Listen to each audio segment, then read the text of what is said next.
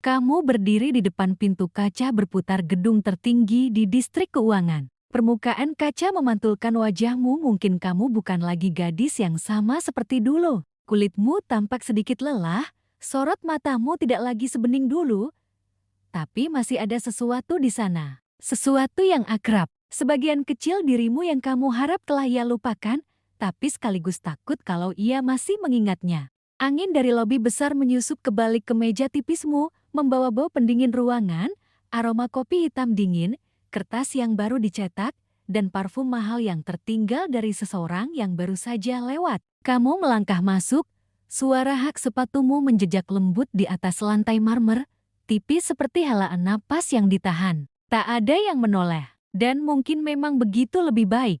Lantai 42, tempat dia berada. Kamu menekan tombol lift, jarimu sedikit gemetar. Layar digital menyala merah, menghitung lantai demi lantai, dan setiap bunyi bip seperti detak jantung dari kenangan yang perlahan bangkit kembali. Ini bukan pertama kalinya kamu membayangkan momen ini, tapi dalam bayanganmu, kamu lebih kuat.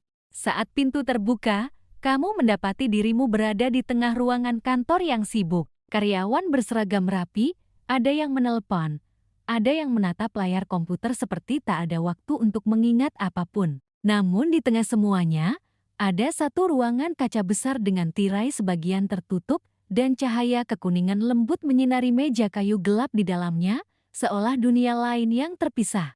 Pintu itu terbuka dari dalam. Seorang perempuan muda dengan riasan rapi dan setelan jas ketat keluar, suaranya datar tapi sopan. "Nona Cheng, silakan masuk. Direktur utama sedang menunggu direktur utama." Kata itu terdengar asing, seolah tak ada hubungannya dengan orang yang pernah kamu kenal. Tapi kamu tahu, pria di balik pintu itu adalah orang yang dulu pernah menggenggam seluruh duniamu dalam tangannya, dan lalu melepaskannya begitu saja, tanpa satupun penjelasan. Kamu melangkah masuk, setiap langkah seperti memutar ulang bagian dari film lama yang telah lama kamu simpan. Dia duduk di balik meja, menunduk membaca dokumen. Wajah itu tak banyak berubah, tetap dingin, tetap rapi, dengan kacamata tipis berbingkai emas yang dulunya menandakan bahwa dia sedang serius. Di pergelangan kirinya masih terpasang jam tangan perak yang kalian pilih bersama dalam pertemuan terakhir sebelum kamu menghilang dari hidupnya. Dia menatapmu ketika kamu mendekat. Tatapannya menyentuh wajahmu. Tak ada keterkejutan, tak ada kerutan di dahi. Hanya pandangan seperti pada seseorang yang asing yang baru saja direkrut sesuai prosedur biasa. Kamu datang tepat waktu. Kontrak sementara selama 3 bulan. Kamu akan berperan sebagai tunanganku dalam pertemuan bisnis dan acara keluarga. Setiap kata jatuh seperti batu di danau yang tenang. Tak mengusik permukaan, hanya membuatnya terasa semakin dingin. Kamu mengangguk pelan, seolah semuanya memang sudah kamu perkirakan. "Aku akan berperan dengan baik." Kamu tak perlu khawatir. Dia tidak menjawab, hanya mendorong berkas kontrak ke arahmu. Kertas putih, tinta hitam, syarat dan ketentuan tercetak rapi. Tidak boleh ada perasaan, tidak melampaui batas, tidak boleh cemburu, tidak ada keterikatan, tidak mengenang, tidak mencintai, tidak boleh terluka. Kamu menandatangani. Tulisanmu sedikit goyah, tapi masih bisa terbaca. Dia menandatangani sesudahmu. Tegas, seperti sedang menyelesaikan transaksi biasa, tanpa beban personal. Dia berdiri, mendekatimu. Tinggi badannya masih memaksamu untuk menengadah kebiasaan lama yang ternyata belum hilang. "Mulai hari ini, Nona Cheng, kita adalah pasangan tunangan." Kamu tersenyum tipis. Senyum yang tak seorang pun bisa mengartikan dengan benar. Lalu kamu menunduk sedikit dan melangkah keluar, meninggalkan ruangan beraroma kayu mahal dan keheningan yang terlalu rapi untuk disebut tenang. Pintu kaca tertutup di belakangmu, dan kamu melirik papan nama di depan ruangan itu. Jiang Ji, yang direktur utama dulu. Kamu pernah menulis nama itu berkali-kali di buku catatan saat kuliah. Kamu hafalkan di kepala sebelum tidur, seolah dengan begitu, dia akan tetap bersamamu selamanya. Tapi sekarang, itu hanyalah rangkaian huruf dingin di atas lempeng logam mewah. Sore hari, kamu duduk sendiri di kafe kecil dekat kantor. Secangkir latte mendingin di hadapanmu. Uap susu membumbung tipis seperti kabut, menyebarkan aroma vanila yang nyaris tak terasa. Kamu menatap layar ponsel, membuka kontak lama. Nomornya masih tersimpan, meski sudah tak aktif sejak lama. Kamu mengetik pesan singkat. Aku baik-baik saja. Benarkah kita akan berpura-pura seolah tak pernah saling mencintai? Lalu kamu hapus. Langit mulai gelap. Hujan turun, menetes di atap kafe. Kota memantul di kaca jendela, berkilau di bawah lampu senja. Semua tampak seperti cuplikan film lama yang buram. Dan kamu keluar, berjalan di antara langkah orang-orang asing, membawa satu pertanyaan yang tak kamu ucapkan. Apakah dia benar-benar lupa? Atau hanya terlalu pandai pura-pura? Cahaya senja masih tersisa di sudut kota saat kamu kembali ke apartemen sewaan yang sederhana. Bangunan tua 3 lantai, cat dinding terkelupas, dan suara kipas angin di langit-langit berbunyi pelan-pelan seperti napas dari seseorang yang sudah terlalu lama menunggu. Kamu menyalakan lampu kuning pucat di sudut ruangan, lalu membuat secangkir teh hangat. Aroma melati mengambang ringan, memenuhi ruang kecil dengan sesuatu yang nyaris seperti ketenangan. Tapi tidak benar-benar. Kamu duduk di tepi jendela, menatap hujan sisa-sisa yang menetes dari atap seng. Lalu kamu berpikir, jika dia benar-benar tidak mengenalimu, maka mungkin kamu telah berubah terlalu banyak.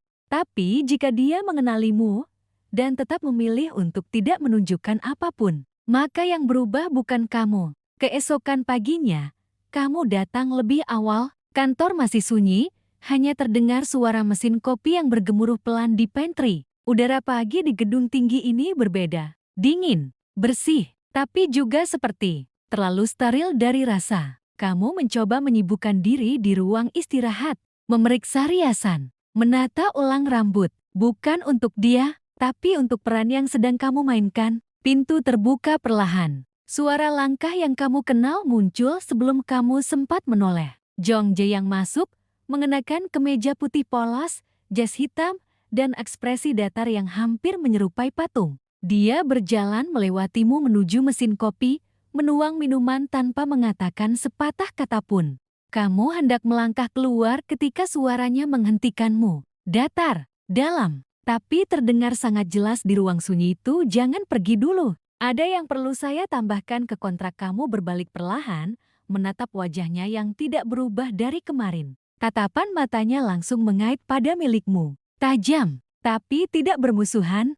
Hanya terlalu tenang untuk seseorang yang baru saja bertemu kembali dengan seseorang dari masa lalunya. Dalam kontrak, saya lupa menuliskan ini. Kamu tidak boleh membiarkan ibu saya tahu bahwa hubungan kita tidak nyata. Kamu mengangguk. Tidak bertanya kenapa, karena kamu sudah tahu jawabannya. Ibu Jong adalah wanita yang menjaga reputasi seperti napasnya sendiri. Semua harus tampak sempurna, termasuk putranya, termasuk tunangan putranya. Bahkan jika itu hanya sandiwara, maka tetap harus terlihat meyakinkan. Jika ibu saya bertanya tentang masa lalu kita, kamu cukup bilang kita pernah sedikit kenal saat kuliah. Sedikit kenal. Jadi semua hal yang kalian lewati dulu hanya dihitung sebagai sedikit kenal. Kamu tersenyum, tipis, nyaris tak terlihat. Berarti tidak ada yang pantas diingat. Dia tidak menanggapi. Tapi kamu melihat sekilas perubahan kecil di wajahnya. Tidak seperti rasa bersalah, lebih seperti kebingungan. Seolah dia sendiri tidak yakin mengapa kalimat itu membuatnya tidak nyaman. Kamu keluar dari ruangan tanpa mengatakan lebih banyak. Udara di luar ruangan terasa lebih dingin dari sebelumnya, atau mungkin itu hanya perasaanmu. Siang hari, kalian dijadwalkan sesi foto pertunangan palsu di sebuah studio yang telah dipesan oleh sekretarisnya. Ruangan itu terang benderang, dinding putih dihiasi panel kayu emas, dengan cahaya lembut menyebar dari jendela tinggi. Musik klasik mengalun, tapi suasananya terasa hampa. Penuh, tapi kosong. Fotografer meminta kalian untuk mendekat. Lengan pria di sekitar pinggang wanita. Tatapan mata saling tertuju. Tersenyumlah, seperti pasangan yang sedang jatuh cinta. Kamu mendengar instruksi itu dan hampir tertawa. Bukan karena lucu, tapi karena menyedihkan. Kamu melihat dia melangkah mendekat, lalu perlahan menyentuh pinggangmu dengan satu tangan. Tidak terlalu erat, tidak terlalu jauh, pas. Seolah-olah dia sudah terbiasa menjaga jarak yang sempurna dengan siapapun. Tatapan kalian bertemu. Dalam sekejap itu, kamu melihat kilasan cahaya di matanya. Cahaya yang dulu kamu lihat saat kalian berdiri di ruang pameran kecil waktu kuliah. Saat kamu menggambar, dan dia berdiri di belakang, memperhatikan dalam diam. Saat itu, sorot matanya lebih hangat. Sekarang, hanya bias cahaya yang terpantul dari kaca jendela. Kamu berkata pelan, nyaris seperti gumaman kamu tidak pernah pandai berpura-pura. Bahkan di depan kamera dia mengalihkan pandangan. Tangannya perlahan menjauh. Foto berakhir tanpa banyak percakapan. Hanya serangkaian klik, senyum tipis, dan dua orang yang tidak lagi tahu cara saling menatap tanpa mengingat rasa sakit. Sore hari, kamu menerima pesan dari sekretaris pribadi Jang Jae yang besok malam ada pesta ulang tahun ibu direktur utama. Mohon kenakan gaun berwarna hijau zaitun. Itu warna favorit beliau. Kamu membaca pesan itu, lalu menatap kosong ke layar. Hijau zaitun. Warna yang dulu dia katakan membuatmu terlihat seperti seseorang yang ingin dia nikahi saat itu juga. Sekarang, hanya warna demi menyenangkan orang lain. Kamu mematikan ponsel, bersandar ke dinding, menatap langit senja di balik jendela. Angin membawa bau hujan yang masih tersisa, bercampur tanah basah, dan debu kota yang terangkat pelan ke udara. Di dalam apartemen kecil itu, jarum jam bergerak lambat. Waktu berjalan seperti tetes air yang menanti jatuh. Bukan karena kamu sedih, tapi karena semua yang dulu terasa nyata. Kini hanya tampak seperti bayangan samar yang tak berani kamu jamah lagi. Pagi datang perlahan dengan langit kelabu. Hujan semalam meninggalkan uap lembab di sepanjang trotoar kota. Dan kamu melangkah ke kantor dengan mantel tipis dan segelas kopi yang mulai dingin di tangan. Udara masih menyisakan aroma aspal basah dan daun yang dipaksa jatuh terlalu cepat oleh hujan. Saat kamu masuk ke dalam lift, seseorang menahan pintunya. Dia berdiri di sana, mengenakan jas biru gelap dan dasi abu-abu yang kamu tahu persis pernah kamu pilihkan dulu. Dia mengangguk singkat, lalu berdiri di sudut seberang, menatap angka-angka di atas pintu. Tidak ada sapaan, tidak ada percakapan, tapi ruang itu terasa sempit. Terlalu sempit untuk menampung dua orang yang pernah saling mencintai dan sekarang berpura-pura tidak saling mengenal. Kamu menyadari bahwa kamu masih mengingat bau parfumnya, campuran sidar, kulit, dan sedikit sesuatu yang seperti musim gugur. Sampai di lantai tujuan, kalian keluar hampir bersamaan. Langkah kalian tak sengaja seirama, tapi tak ada yang menoleh, tak ada yang berhenti. Kamu masuk ke ruang kerja sementara yang telah disediakan sekretaris. Di meja ada berkas-berkas baru, undangan acara, dan satu map berwarna putih dengan tulisan tangan halus. Undangan pesta ulang tahun Ibu Jang. Kamu membuka map itu. Di dalamnya ada jadwal, daftar tamu, dan catatan kecil yang tertulis rapi. Tolong hafalkan siapa saja yang penting untuk dikenali. Jangan buat kesalahan tidak ditandatangani. Tapi kamu tahu siapa yang menulisnya. Tulisan tangannya tidak pernah berubah. Kamu pernah menghafalnya seperti puisi. Menjelang siang, kamu menerima kabar bahwa ada rapat makan siang informal dengan salah satu mitra lama keluarga Jong. Peranmu hari itu, tunangan manis dan tenang yang mendampingi pria yang akan segera menikahinya. Gaun yang kamu kenakan sederhana, biru lembut, dengan sedikit rendah di bahu. Rambut kamu ikat rendah. Riasan tipis. Restoran tempat pertemuan berada di puncak hotel tua, dengan jendela lebar yang menampilkan langit mendung dan kota yang tampak mengecil dari ketinggian. Ketika kamu dan Jong Jae yang tiba, seorang pria paruh baya dengan senyum politik menyambut kalian. Ah, ini pasti calon istrimu yang terkenal itu. Cantik sekali. Pandai memilih, nak. Kamu tersenyum, mengangguk sopan, lalu duduk di samping pria yang dulunya pernah menggenggam tanganmu dalam gelap saat kamu takut pada kilat. Sekarang, dia hanya duduk di sampingmu sebagai rekan kontrak. Sepanjang makan siang, kamu menjawab pertanyaan dengan sopan. Bercerita tentang betapa kalian cocok, bagaimana kalian bertemu kembali setelah bertahun-tahun, dan bagaimana perasaan itu tumbuh kembali perlahan. Semua kebohongan yang terasa manis di lidah, tapi pahit begitu menyentuh dada. Tanganmu menyentuh gelas air, dan kamu merasakan getar kecil di jemarimu. Jong Jae yang memperhatikannya sejenak, lalu berbalik menatap tamunya kembali. Dia tidak mengatakan apa-apa, tapi kamu bisa merasakan bahwa dia melihat. Setelah acara makan selesai, Saat kalian berjalan keluar restoran, dia menghentikan langkah. Kamu tidak perlu terlalu mendalami peran ini. Cukup seperlunya saja kamu menatapnya.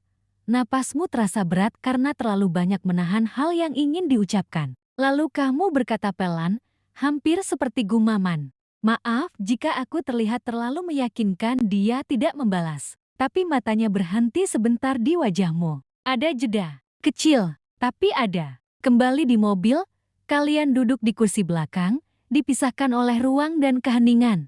Jalanan macet, klakson terdengar jauh di luar. Di dalam, hanya suara pendingin ruangan dan detak jantungmu sendiri yang kamu rasa bisa didengar siapa saja. Kamu memejamkan mata sejenak, mengingat hari-hari ketika mobil seperti ini membawa kalian ke tempat tanpa tujuan. Kadang ke danau, kadang hanya ke toko buku kecil di gang sempit. Saat itu, tangan kalian saling menggenggam. Sekarang, masing-masing menahan diri seperti dua aktor yang lupa bagaimana rasanya menjadi manusia biasa. Sampai di kantor, kamu turun lebih dulu. Langkahmu cepat, tapi di belakangmu, kamu tahu dia masih memperhatikan. Entah karena alasan profesional, atau karena ada sesuatu yang lebih. Kamu tidak berani berharap. Tapi kamu juga tidak bisa berhenti merasa. Malam harinya, kamu duduk lagi di depan jendela kecil di apartemenmu. Tehmu sudah dingin. Lampu jalan menyinari bayanganmu di kaca. Kamu memandang dirimu sendiri dan bertanya dalam hati, berapa lama seseorang bisa berpura-pura sebelum lupa bahwa semuanya pernah nyata? Kamu membuka buku catatan, menulis satu kalimat tanpa alasan yang jelas, jangan jatuh cinta lagi. Bahkan jika dia yang memulainya. Pagi hari datang dengan langit abu-abu pucat dan awan yang tampak seperti kapas lembab menggantung rendah. Kota ini seakan belum bangun sepenuhnya. Kamu mengenakan mantel panjang dan sepatu hitam datar, memilih gaya sederhana karena tahu malam ini kamu harus tampil sebagai seseorang yang bukan dirimu lagi. Di meja apartemenmu, gaun warna hijau zaitun yang telah dikirim sekretarisnya terlipat rapi di dalam kotak. Kainnya halus, ringan, dan terasa mahal di ujung jemarimu. Kamu menatapnya cukup lama sebelum akhirnya menutup kotaknya kembali. Tidak hari ini, bukan sekarang. Masih pagi, dan kamu ingin 1 jam saja untuk tidak merasa seperti aktris bayaran dalam kisah yang dulu kamu tulis sendiri.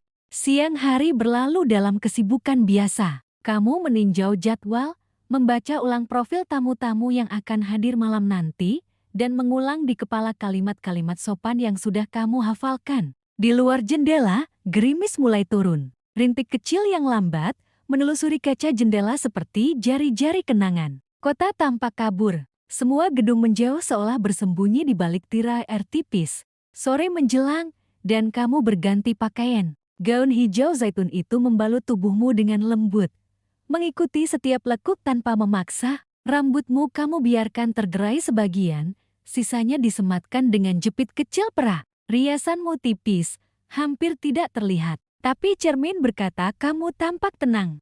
Seperti seseorang yang sudah menerima peran ini dengan sepenuh hati, meski hatinya sendiri tidak benar-benar hadir. Mobil menjemputmu menjelang matahari tenggelam. Sopir membuka pintu, dan kamu duduk di belakang, sendiri, sampai dia masuk dari sisi lain. Jong Jae yang mengenakan setelan gelap dan dasi yang serasi dengan warna gaunmu. Sebuah kebetulan yang terlalu rapi untuk tidak disengaja. Selama perjalanan, kalian tidak banyak bicara. Lampu jalan menari di kaca jendela, menciptakan pola cahaya yang berubah-ubah di wajahnya. Kamu mencuri pandang beberapa kali, bertanya dalam diam, apakah dia ingat ulang tahun ibunya tahun itu? Ketika kalian berdua datang dengan membawa lukisan kecil buatanmu, dan dia memuji itu lebih dari hadiah mahal manapun. Tapi tidak ada tanda bahwa dia ingat. Matanya tertuju keluar jendela, dan kamu memilih untuk tidak bertanya. Sesampainya di villa keluarga Jong, kamu menggandeng lengannya dengan ringan. Sikap kalian sempurna, senyum tipis, tatapan tenang. Beberapa tamu melirik dengan kagum, beberapa menyapa ramah. Ibunya menyambut kalian dengan pelukan hangat dan komentar bahwa kamu tampak sangat cocok mendampingi putranya. Kamu menjawab dengan sopan, menambahkan 1-2 pujian yang terdengar tulus. Meski kamu tahu semuanya bagian dari pertunjukan, tapi saat musik mulai dimainkan dan tamu mulai berdansa, kamu mendapati dirimu berdiri di sisi ruangan, mengamati dari jauh. Gelas anggur di tanganmu tetap penuh. Cahaya lampu gantung kristal menciptakan bayangan hangat di sekeliling, tapi hatimu tetap dingin. Tiba-tiba lagu itu mengalun. Lagu lama yang dulu sering kalian dengarkan di toko roti kecil di dekat kampus. Piano lembutnya menyelinap ke dalam dadamu seperti air hujan menyusup lewat retakan genting. Tanpa sadar, kamu menoleh mencarinya. Dia berdiri tidak jauh darimu, juga sedang memandangi ruangan, ekspresinya sulit ditebak. Mata kalian bertemu. Dia melangkah pelan, mendekat, dan untuk pertama kalinya malam itu, suaranya terdengar pelan tapi jelas mau menari. Kamu mengangguk. Tangan kalian bertemu. Sentuhannya dingin. Tapi jari-jarinya tetap membungkus jemarimu seperti dulu, seperti seseorang yang masih tahu caranya menjaga agar kamu tidak terlepas. Di tengah keramaian, kalian berputar pelan. Langkahnya stabil. Matamu menatap dadanya. Tidak berani menatap wajahnya terlalu lama. Tapi kamu bisa mendengar detak jantungnya, dan entah mengapa, nadanya terdengar akrab. Aku tidak tahu lagu ini masih diputar. Katamu pelan, nyaris hanya ke udara. Dia tidak menjawab, tapi genggamannya sedikit menguat. Lagu itu terus mengalun, dan di antara langkah-langkah yang dihafal tubuh, kamu merasa waktu mundur sejenak. Seperti kalian bukan dua orang yang berpura-pura, melainkan dua orang yang sedang kembali ke titik awal. Titik sebelum semua ini menjadi rumit. Saat lagu berakhir, dia melepaskan tanganmu perlahan. Matanya menatapmu dalam diam, dan kamu hanya bisa tersenyum. Sebuah senyum kecil yang mengatakan terima kasih, atau mungkin selamat tinggal untuk momen itu. Karena kalian berdua tahu, kenyataan akan segera kembali. Dan kenyataan tidak pernah seindah lagu yang kalian dengar bersama dulu. Pesta mulai memanas ketika para tamu penting berdatangan dalam gelombang kedua. Suara tawa, denting gelas, dan musik klasik yang terus berputar mengisi setiap sudut ruangan, membuat segalanya terasa seperti adegan dari film keluarga kaya yang selalu tampak sempurna di permukaan. Kamu duduk di tepi sofa, mencoba terlihat tenang dengan senyum tipis dan punggung lurus. Tanganmu masih memegang gelas anggur yang belum berkurang sejak tadi. Dari sudut mata, kamu melihat seorang perempuan berjalan mendekat. Gaunnya merah menyala, rambut disanggul elegan, sepatu hak tinggi berbunyi pelan tapi pasti di lantai kayu. Dia cantik, dan dia tahu itu. Senyumnya ketika menyapa bukan senyum ramah, melainkan senyum seorang penilai yang hendak memberikan nilai atas penampilanmu. Kamu pasti Nona Cheng. Aku sering dengar namamu dari Zhejiang. Sayang sekali baru bisa bertemu sekarang. Dia duduk di sebelahmu tanpa menunggu undangan, menatap langsung ke matamu. Tatapannya tajam tapi terlatih. Bukan wanita biasa. Dan kamu tahu siapa dia? Zhao Lin, teman masa kecil, satu-satunya perempuan yang ibunya pernah sebut sebagai calon menantu impian. Dia tidak datang untuk bersikap ramah. Dia datang untuk mengukur seberapa besar ancamanmu. Kamu membalas dengan senyum sopan. Senyum yang sudah kamu pelajari bertahun-tahun lalu, saat kamu harus berpura-pura tidak terluka walaupun tahu kamu kalah dalam segala hal kecuali perasaan.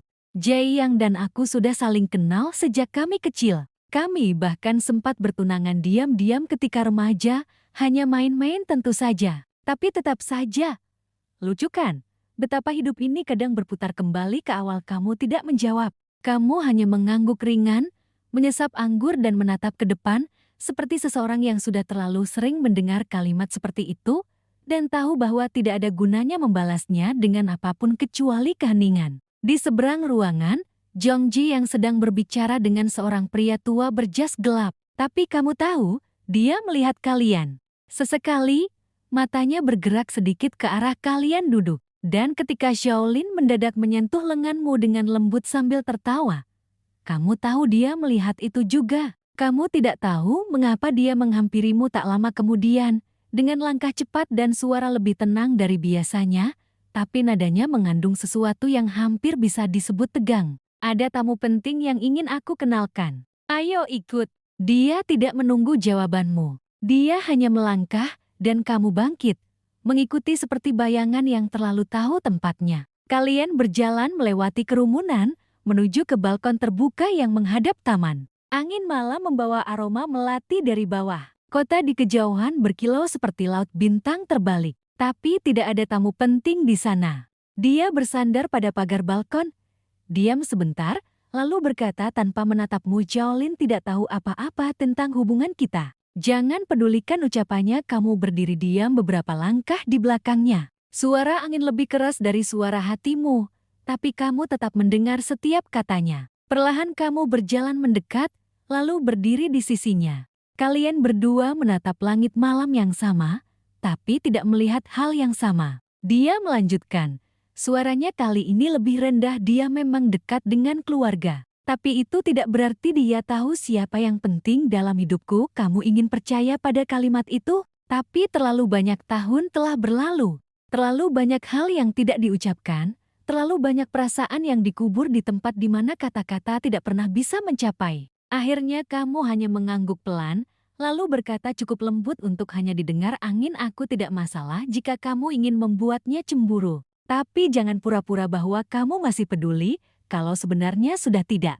Dia menoleh, menatapmu untuk waktu yang terlalu lama. Tapi dia tidak mengatakan apa-apa, hanya menatap, seolah sedang mencari sesuatu yang dia pikir sudah hilang, tapi ternyata masih ada. Seseorang memanggil namanya dari dalam rumah. Dia menghela napas, lalu melangkah pergi. Tapi sebelum meninggalkanmu sendirian di balkon, dia sempat berkata tanpa melihat ke belakang. Malam ini, kamu terlihat seperti dulu, bahkan lebih, dan kamu berdiri di sana, membiarkan angin malam menyentuh pipimu. Dinginnya tak seberapa dibanding ucapan yang masih menggema di kepalamu. Malam ini, kamu memang berdandan untuk pesta, tapi kamu juga datang dengan luka yang belum sepenuhnya sembuh. Dan sepertinya, begitu juga dia. Keesokan paginya, kamu bangun lebih lambat dari biasanya. Malam tadi terlalu panjang, terlalu berat di dada, dan kamu masih bisa merasakan jejak sepatu hamu di telapak kaki, seolah tubuhmu belum ingin keluar dari peran. Gaun hijau zaitun tergantung di belakang pintu, sudah kamu lepas sejak dini hari. Tapi aromanya masih tertinggal di kulit. Campuran parfum mahal dan sesuatu yang kamu tidak tahu apa namanya. Tapi terasa seperti perpisahan yang tidak disampaikan dengan kata-kata. Di dapur kecil apartemen, kamu membuat kopi dengan gerakan lambat. Uap panas dari cangkir mengepul pelan, naik ke udara seperti kabut pagi di pegunungan yang jauh sekali dari kehidupanmu sekarang. Kamu tidak menyentuh ponsel, tidak membuka pesan, tidak ingin membaca sesuatu yang bisa merusak keheningan ini. Saat kamu tiba di kantor, suasananya lebih sibuk dari biasanya. Beberapa ruangan terbuka, beberapa rapat dimulai lebih awal. Sekretarisnya menyambutmu dengan berkas baru dan jadwal akhir pekan. Kamu membacanya sambil berdiri, matamu berhenti di satu baris. Sabtu malam makan malam pribadi bersama investor Jepang hadir sebagai pasangan resmi. Kata pasangan resmi terasa aneh dalam jadwal kerja. Tapi kamu tidak mengatakan apa-apa. Kamu mengangguk dan masuk ke ruang kerjamu. Dari tempat dudukmu, kamu bisa melihat bayangan sama ruangan kaca tempat dia duduk. Sekat itu bening, tapi selalu terasa seperti dinding yang tidak bisa kamu lewati. Menjelang makan siang, seorang staf mengatakan bahwa kamu akan dijemput olehnya untuk menghadiri pertemuan dengan klien. Tidak dijelaskan detailnya, hanya disebut bahwa kehadiranmu diperlukan untuk menjaga kesan sebagai pasangan. Kamu bersiap, mengenakan blus putih dan rok panjang warna abu muda. Sederhana, tapi rapi. Mobil hitam berhenti di depan. Kamu masuk, duduk di kursi belakang. Dia sudah di sana, membaca dokumen. Matanya tidak berpaling saat kamu masuk. Tidak ada sapaan, tidak ada anggukan. Hanya suara mesin dan udara dingin dari pendingin ruangan. Perjalanan berlangsung tanpa suara. Kota berlalu di luar jendela, orang-orang berlalu lalang, sibuk dengan urusan mereka sendiri. Tapi di dalam mobil ini, dua orang yang pernah saling mencintai sekarang duduk bersebelahan dalam diam yang begitu padat, seperti kabut tebal yang tidak bisa ditembus cahaya. Kamu ingin berbicara, bukan tentang kalian, tapi tentang apa saja. Sesuatu yang ringan, tentang cuaca, tentang jalanan yang macet. Tapi setiap kata terasa terlalu berat untuk dilempar ke udara di antara kalian. Akhirnya kamu hanya bertanya pelan, apakah selalu seperti ini? Dia menoleh perlahan. Dahi sedikit berkerut, tidak yakin maksudmu apa hubungan palsu ini? Apakah selalu diam seperti ini? Atau hanya karena kita yang pernah terlalu banyak bicara dulu dia tidak langsung menjawab. Tapi kamu melihat matanya melembut, meski hanya sedikit kamu ingin kita pura-pura lebih dekat.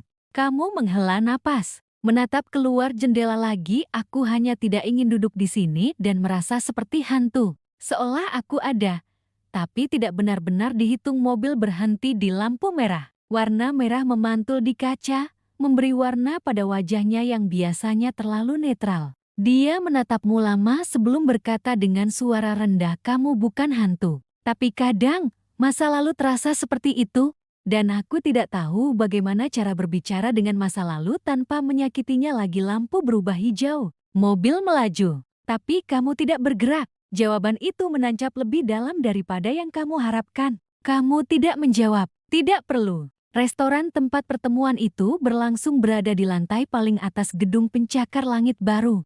Dinding kaca memperlihatkan seluruh kota dalam sorotan siang. Saat kalian duduk di meja, kamu tersenyum sopan pada klien, menjabat tangan, menanggapi percakapan. Kamu memainkan peranmu dengan baik, sempurna.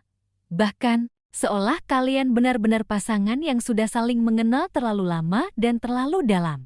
Tapi ketika makanan datang, dan dia menyodorkan sendok kepada kamu sebelum mengambil sendiri, kamu merasakan sesuatu mengendap di perut. Bukan rasa lapar, tapi rasa sedih. Karena kamu tahu dia ingat. Dia ingat kamu selalu lupa mengambil sendok sendiri. Dan dia masih melakukan itu. Seperti dulu, tanpa sadar, tanpa kata. Sore itu, ketika kalian kembali ke kantor, kamu keluar dari mobil lebih dulu. Tapi sebelum menutup pintu, kamu menoleh dan berkata, "Kamu tahu, aku tidak butuh banyak. Hanya 1 atau 2 kata, sesekali. Supaya aku ingat bahwa aku masih manusia, bukan." Peran pintunya tertutup, dan kamu berjalan masuk, tidak menoleh ke belakang. Langit mulai gelap saat kamu keluar dari kantor. Kota masih riuh, lampu kendaraan menyala berbaris, dan deru mesin bercampur suara klakson membentuk irama yang asing tapi akrab. Kamu tidak langsung pulang. Kamu berjalan kaki ke arah seberang jalan, masuk ke sebuah minimarket kecil, membeli 2 mangkuk mie instan dan sebotol air mineral. Kebiasaan lama yang dulu sering kalian lakukan saat sudah terlalu malam untuk mencari tempat makan layak. Saat kamu kembali ke apartemen, kamu mengganti pakaian, membiarkan rambutmu tergerai dan wajahmu tanpa rias. Kamu menyeduh mie, mengaduk pelan, lalu duduk di lantai dekat jendela sambil menyandarkan punggung ke dinding. Hujan turun lagi malam ini.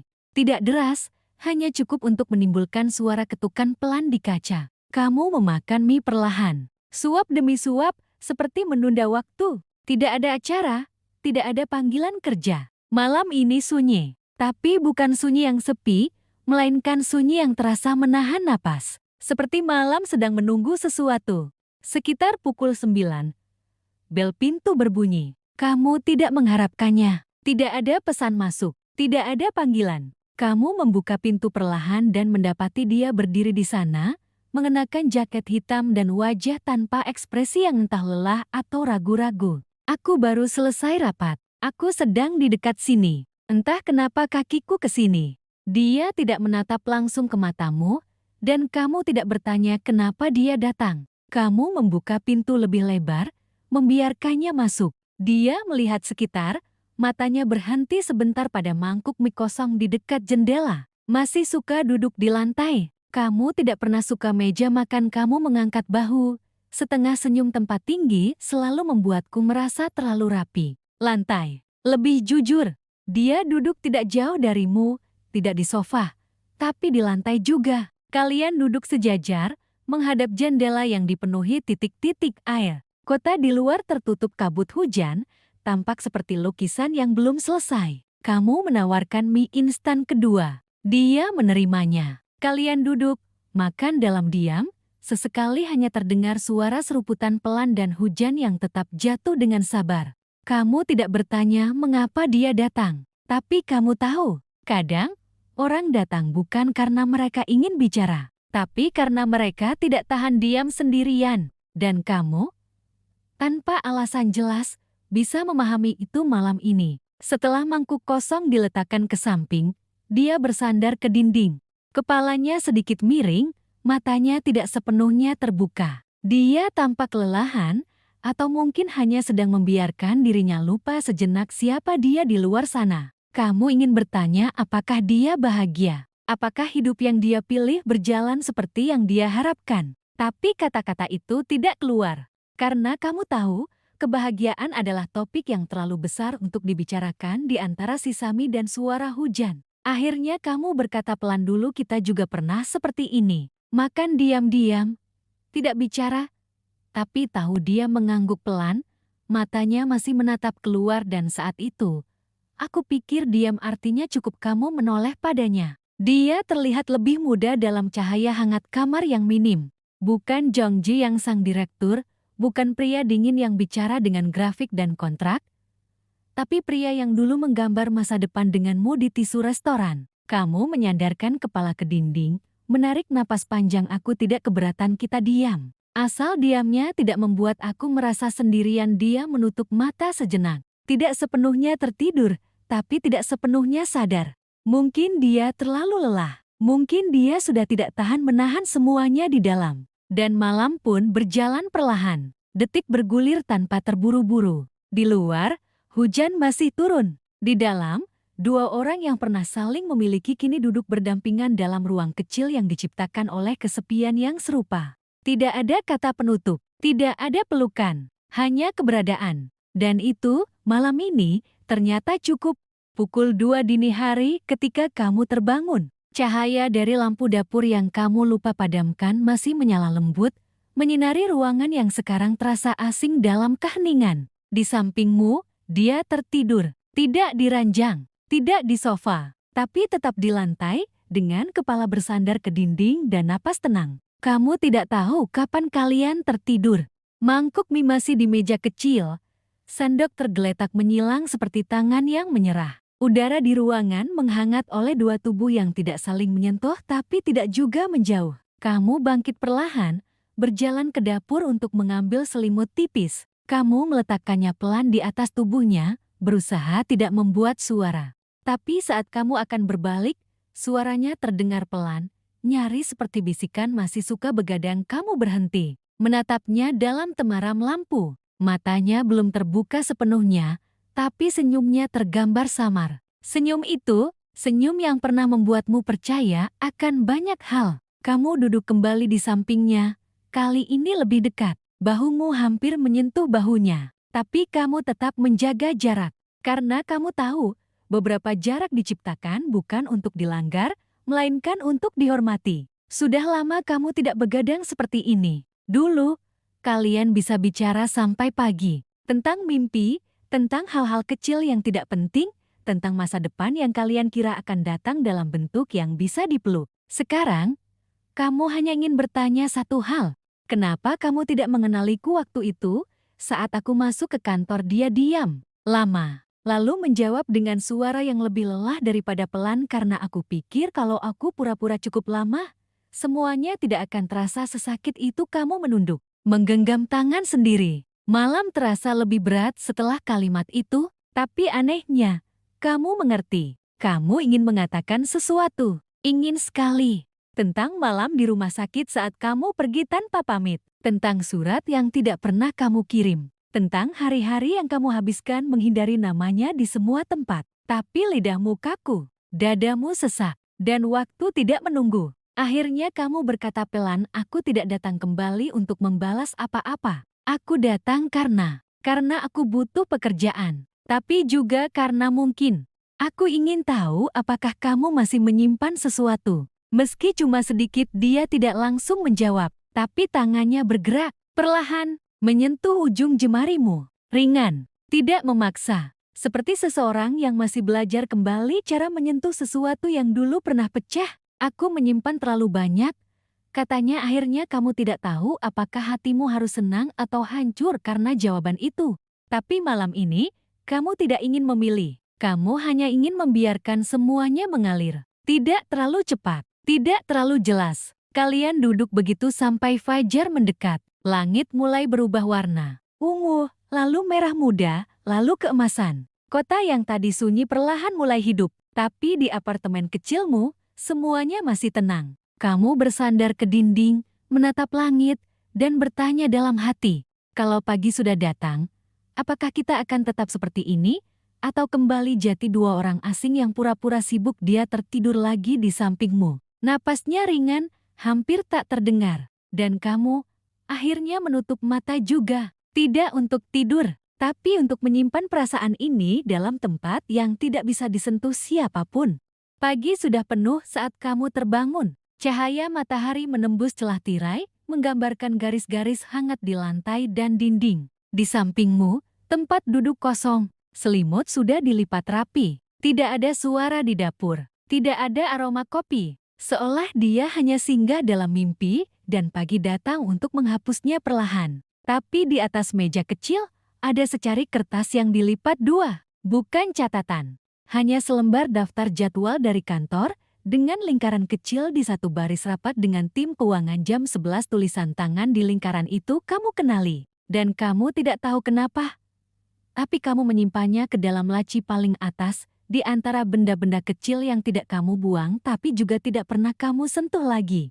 Hari itu kamu kembali ke kantor lebih lambat dari biasanya. Tidak ada yang bertanya, tidak ada yang menatap aneh. Semua orang terlalu sibuk dengan pekerjaan masing-masing untuk peduli pada dua orang yang mungkin sedang menyembunyikan badai di balik senyuman tipis. Kamu menyapa sekretarisnya, lalu berjalan menuju ruang kerja. Tapi saat melewati ruang pribadinya, kamu melihat pintunya sedikit terbuka. Tidak seperti biasanya. Di dalam, dia tidak ada. Mungkin sedang di ruang rapat. Tapi sesuatu membuatmu berhenti. Mata kamu tertuju pada meja besar itu, pada satu sudut kecil di tepi kanan. Ada sebuah bingkai kecil, baru. Kamu tidak tahu apa yang mendorongmu masuk pelan-pelan. Ruangan itu tenang, nyaris sakral dalam cara tertentu.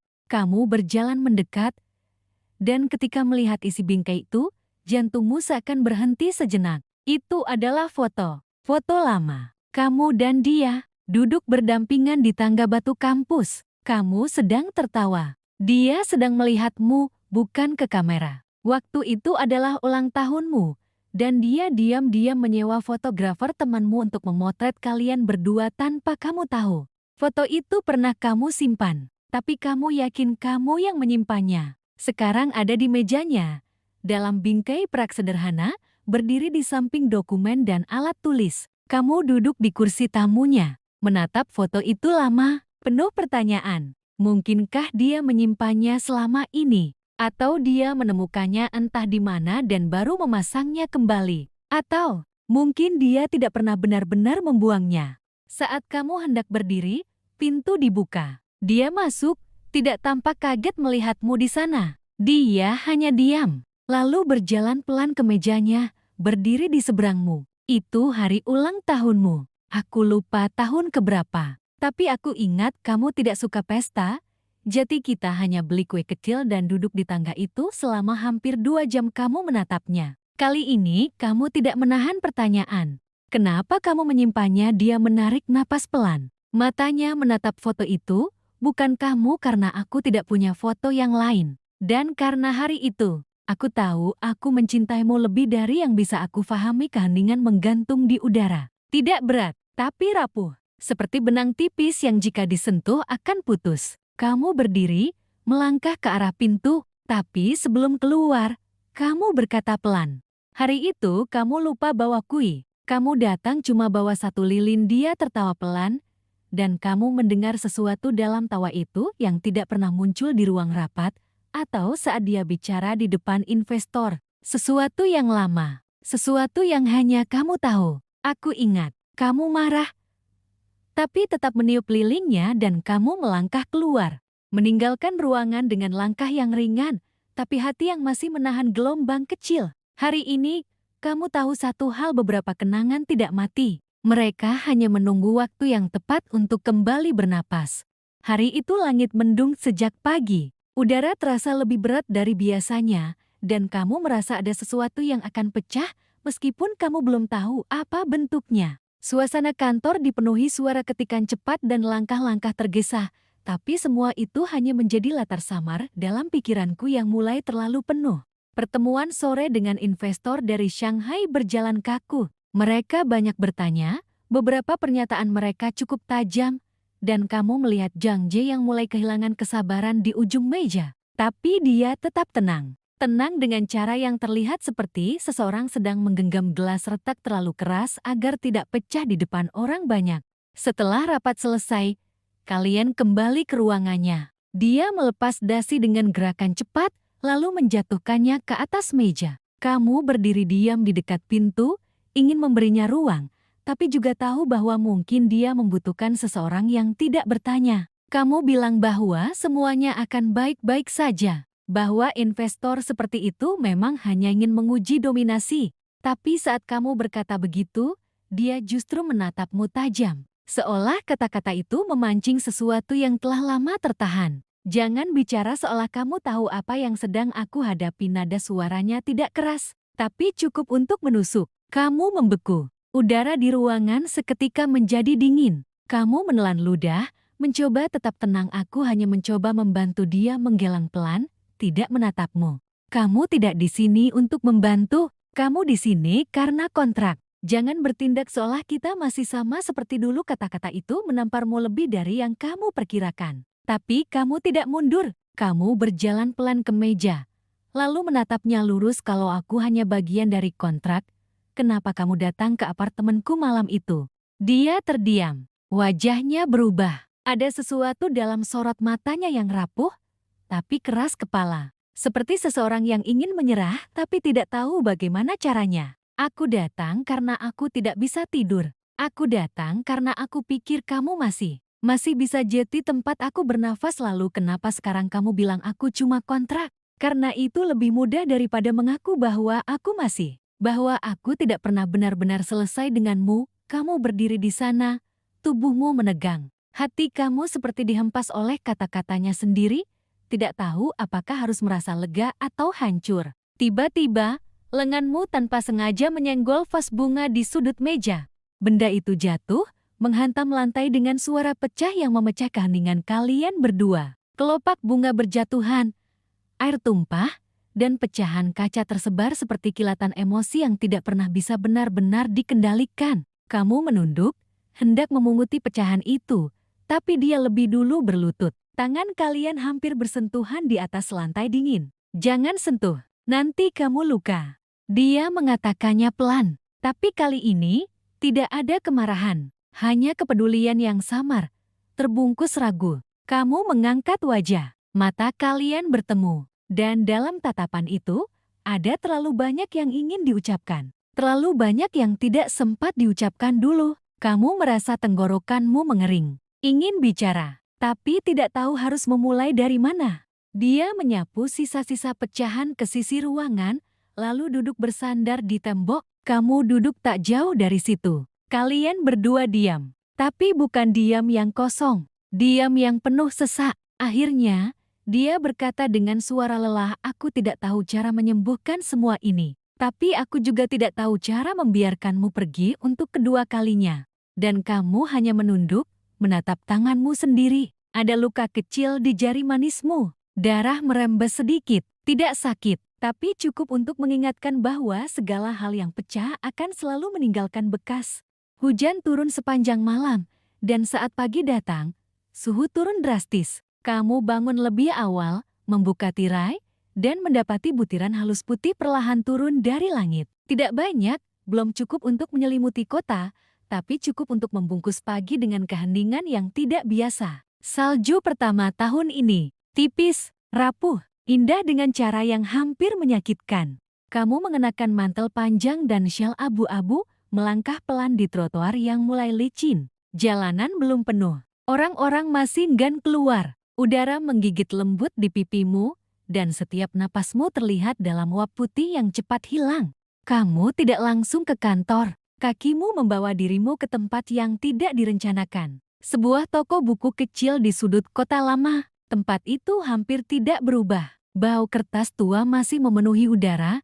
Rak-rak tinggi dipenuhi judul yang setengahnya kamu tidak kenal. Di belakang toko, ada sofa tua dengan selimut rajut di sandarannya. Kamu duduk di sana, membuka buku acat, dan membiarkan dirimu tenggelam sebentar. Sejenak, dunia terasa damai. Ketika pintu toko terbuka dan lonceng kecil di atasnya berbunyi, kamu tidak langsung menoleh. Tapi kamu tahu, tubuhmu tahu, hati kamu mengenal langkah itu bahkan sebelum matamu menangkapnya. Dia berdiri di ambang pintu, mengenakan mantel hitam dan syal warna gelap. Rambutnya sedikit basah karena salju yang melelah. Matanya mencari, lalu berhenti tepat di tempatmu duduk. Aku mencarimu, kamu menutup buku, meletakkannya pelan di pangkuan, lalu menatapnya. Bagaimana kamu tahu aku ada di sini? Aku tidak tahu. Aku hanya berjalan, mengikuti sesuatu yang entah apa. Dia duduk di sisi sofa, tidak terlalu dekat, tapi cukup dekat untuk membuat kehangatan tubuhnya terasa lewat udara dingin yang memisahkan kalian. Kamu tahu aku suka tempat ini, aku ingat. Dulu kamu selalu kesini waktu kamu sedang bingung. Waktu kamu takut, waktu kamu ingin lari tapi tetap ingin ditemukan, kamu mengangguk, menunduk sejenak, dan kamu tahu yang paling menyakitkan dari semua ini. Dia diam, menunggu. Yang paling menyakitkan bukan saat kamu lupa ulang tahunku, bukan saat kamu tidak datang di hari wisudaku, tapi saat aku merasa aku bisa melupakanmu. Lalu aku lihat kamu berdiri di tangga kantor, tidak mengenalku, dan aku sadar. Aku bahkan tidak pernah berhenti menunggumu. Kata-kata itu keluar seperti napas yang terlalu lama ditahan. Tidak direncanakan, tidak dihias, hanya kejujuran yang telanjang, dan oleh karena itu, menyakitkan. Dia menatapmu. Tatapan itu tidak dingin, tidak juga hangat, tapi dalam. Seperti danau yang permukaannya beku tapi dasarnya masih beriak. Kamu tahu aku hancur waktu kamu pergi, dan kamu tahu aku tidak pernah pergi karena ingin. Dia menunduk, mengusap wajahnya sebentar, lalu menatap jendela. Di luar, salju masih turun. Dunia tampak lambat, seperti memberi waktu untuk kalian mengejar hal-hal yang dulu terlalu cepat berlalu. Kamu menggenggam tanganmu sendiri, mencoba menahan getaran yang tidak berasal dari dingin. Kamu masih marah padaku. Aku marah karena kamu tidak percaya padaku, karena kamu memilih menghilang daripada bicara. Tapi lebih dari itu, aku marah pada diriku sendiri karena aku mengerti kenapa kamu pergi. Kamu mengangguk pelan, tak ada pembelaan, karena kamu tahu semuanya benar. Kalian duduk dalam diam cukup lama sampai salju mulai menumpuk di jendela luar. Di dalam toko buku tua, waktu seperti berhenti. Dan dalam keheningan itu, kalian mulai membangun ulang sesuatu. Bukan dari awal, tapi dari serpihan yang tidak hancur sepenuhnya. Saat dia menggenggam tanganmu, kamu tidak menariknya. Dan saat dia berkata, maukah kamu berjalan pulang bersamaku? Kamu berdiri perlahan, mengambil mantelmu, dan mengangguk. Dan kalian melangkah keluar, bersama, di bawah langit kelabu dan salju yang terus turun seperti berkah yang datang terlambat. Langit sore berubah dari kelabu ke jingga muda saat kalian berjalan berdampingan menyusuri trotoar yang sebagian tertutup salju. Langkah kalian lambat, seperti sengaja memberi ruang bagi waktu untuk bicara. Tidak ada yang terburu-buru, tidak ada tujuan yang terlalu penting untuk dikejar. Hanya dua orang yang dulunya saling kehilangan, kini mencoba menyusuri ulang jejak-jejak yang tertimbun dingin. Angin dingin menyusup di sela syalmu, tanganmu kaku, pipimu memerah. Dia menyadarinya, lalu membuka sarung tangannya, menyodorkannya padamu tanpa suara. Kamu menerimanya. Bahan wolnya masih hangat dari tubuhnya, dan saat kamu memakainya, kamu merasa sesuatu yang lebih dari sekadar udara hangat menempel di kulitmu. Kalian melewati taman kecil di belakang gedung tua yang dulu pernah kalian datangi di musim panas. Dulu, ada bangku kayu yang kalian duduki sambil makan es krim dari kios seberang. Sekarang, bangkunya basah tertutup salju, kiosnya tertutup rapat, dan tak ada es krim, hanya kenangan. Dia berhenti di bawah pohon maple yang kini tanpa daun. Rantingnya telanjang, menengadah ke langit seperti tangan yang merindukan sesuatu. Dia menatap ke atas sejenak, lalu kembali melihatmu. Di sini pertama kali kamu bilang kamu ingin menikah di musim gugur. Karena katanya musim gugur mengajarkan bahwa hal-hal yang indah tetap bisa pergi perlahan tanpa menyakitkan. Kamu menahan napas. Kalimat itu adalah milikmu. Dulu, dikatakan dalam percakapan acak, nyaris sambil lalu. Tapi dia ingat, dia menyimpannya. Kamu tersenyum tipis, tanganku saat itu menggenggam es krim, dan kamu bilang, kamu ingin menikah di musim panas karena ingin memastikan semua orang datang pakai pakaian tipis biar nggak mahal sewajas. Dia tertawa kecil, suara yang ringan, tanpa beban. Tawa yang dulu bisa muncul kapan saja, Sekarang jadi barang langka. Mereka bilang kita bukan orang yang sama seperti dulu. Tapi aku merasa, banyak dari kita yang tidak pernah benar-benar pergi. Kalian berjalan lagi, dan sesampainya di depan apartemenmu, kalian tidak langsung masuk. Kalian berdiri di depan pintu, membiarkan senja melapisi dinding dengan cahaya lembut terakhir hari itu. Lalu tiba-tiba, dia menyentuh dahimu. Kamu demam. Kamu menatapnya, sedikit bingung, tapi tubuhmu mulai menggigil dari dalam. Dingin yang kamu pikir berasal dari udara luar ternyata datang dari dalam kulitmu sendiri. Dia membuka pintu, membawamu masuk, mengganti sepatumu, lalu mengantar ke sofa. Kamu mencoba protes, tapi suaramu tidak keluar. Tubuhmu ringan, kepala berputar pelan. Dia mengambil selimut, air hangat, dan dengan gerakan pelan dan hati-hati, dia menempelkan kompres di dahimu. Kamu berbaring di sofa, dan dalam kabut demam yang mulai naik, kamu mendengar suaranya seperti gema dari tempat jauh. Kamu harus jaga diri, bahkan kalau aku tidak bisa selalu ada. Kamu ingin menjawab bahwa kamu sudah terlalu lama menjaga diri sendirian. Tapi suara itu menghilang di antara detak jantung dan denyut pelipis yang mulai memanas. Malam datang perlahan. Kamu tertidur, tidak sepenuhnya sadar, tapi juga tidak sepenuhnya hilang. Dalam tidurmu yang setengah sadar, kamu mendengar suaranya memanggil namamu, lembut, pelan, seperti dulu. Dan dalam suara itu, ada rasa yang tidak diucapkan tapi kamu bisa rasakan. Dan kamu tahu, dia masih menyimpanmu di tempat yang diam-diam, tapi nyata. Pagi datang perlahan, menyusup lewat celah tirai dalam garis-garis samar. Di luar, salju sudah berhenti, jalanan masih lengang, dan dunia belum sepenuhnya bangun. Kamu membuka mata perlahan, merasa berat di kepala tapi ringan di dada. Udara di kamar hangat, selimut tersampir rapi di tubuhmu, dan segelas air sudah diletakkan di meja kecil dekat sofa. Kamu duduk pelan, memijat pelipis. Dia tidak ada, tapi kamu tahu dia sempat di sana. Jejak langkahnya masih tertinggal dalam keheningan ruangan. Secari kertas kecil tertinggal di meja, berisi tulisan tangan yang kamu kenal. Tulisannya singkat, aku harus ke kantor lebih awal. Istirahatlah, aku akan kembali. Kamu menatap tulisan itu lama, lalu melipatnya pelan dan menyimpannya di dompet.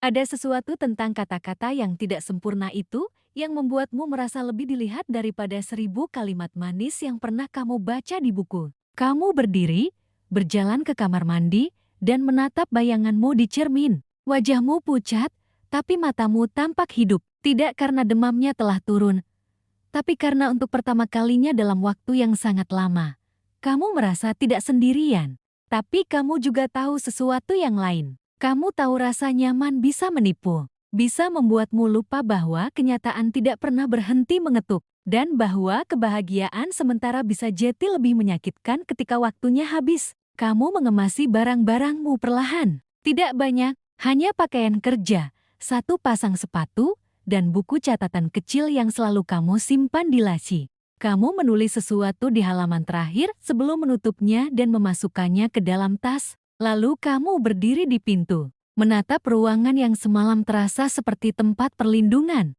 menarik napas dalam-dalam, dan membuka pintu pelan. Udara pagi menyambutmu, tidak seberapa dingin, tapi cukup untuk menyadarkanmu bahwa hari telah berganti. Kamu meninggalkan kunci duplikat di atas meja.